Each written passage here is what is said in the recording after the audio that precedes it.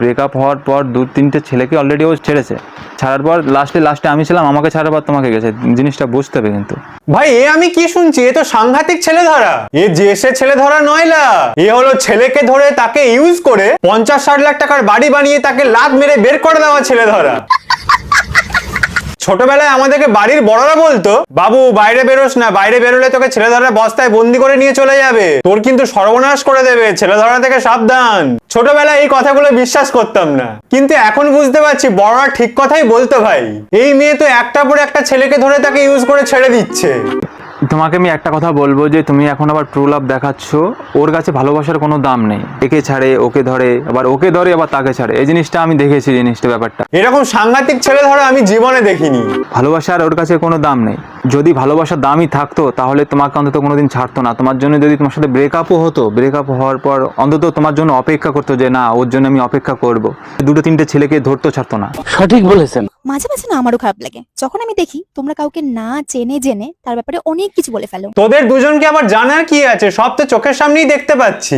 সবার সামনেই তো কাপড় খুলছিস। যে মানুষটা টাকার জন্য সবার সামনে কাপড় খুলে নোংরামি করতে পারে তাকে আলাদা করে চেনার কি আছে? কয়েক মাস আগে পিন্টুর সাথে দীঘা গিয়ে সোশ্যাল মিডিয়াতে ভিডিও ছেড়েছিস, তারপর পিন্টুকে ঠকে এই ভেড়াটার সাথে বকখালি গিয়ে রোম্যান্স করছিস। এই সমস্ত কিছু তো পাবলিক চোখের সামনেই দেখতে পাচ্ছে, তাহলে তোকে আবার আলাদা করে জানার কি আছে? আর রইলো বাকি এই ভেড়ার ব্যাপারটা, ও যে তোর হয়ে চাকরগিরি করছে, তোর হয়ে হাজারটা মিথ্যা কথা বলছে, এগুলো সবটাই তো আমরা দেখতে পাচ্ছি।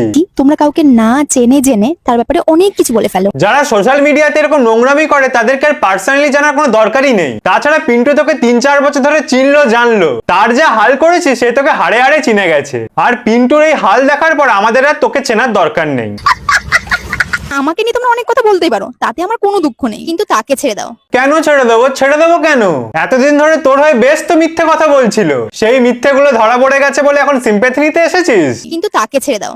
ওর মিথ্যাচারগুলো ধরা পড়ে গেছে বলে এখন বলছে ওকে ছেড়ে দাও, ওকে ছেড়ে দাও তোমরা। কিন্তু তাকে ছেড়ে দাও, কারণ সে সোশ্যাল মিডিয়া লাইফে একদমই নতুন। নতুন? এতই যখন নতুন তাহলে আমার অর্জন করার ডিগ্রি নিয়ে এগুলো কেন বললো? সেটাকে অনেক ডিগ্রি করেছে, ইঞ্জিনিয়ারিং করেছে, কি করেছে। জাস্ট তোকে আমি একটা কথা বলবো, ভাই তুই এটা করে কি করেছিস? তোর সার্টিফিকেট তো এখন ঝালমুড়ি মাখিয়ে করছিস তো এখন রোস্ট। ডিগ্রি নিয়ে কি করেছি দেখে নিয়েছিস তো, এবার তোর কি যোগ্যতা সেটা দেখা। তুই শ্রাদ্ধ ব্লগারে চাকরগিরি ছাড়া আর কি করিস সেটা একটু দেখা। ডিগ্রি করে নাকি লাভ হয় না, সার্টিফিকেট নিয়ে নাকি ঝালমুড়ি খেতে হয়। তোর সার্টিফিকেট তো এখন ঝালমুড়ি মাখিয়ে করছিস তো এখন রোস্ট। তা তুই কোন রাজকাজ করিস একটু দেখা তো, আমরাও দেখি তুই কত বড় অফিসার হয়েছিস। তোর যোগ্যতা একটু আমাদেরকে দেখা, আমরা দেখতে চাই।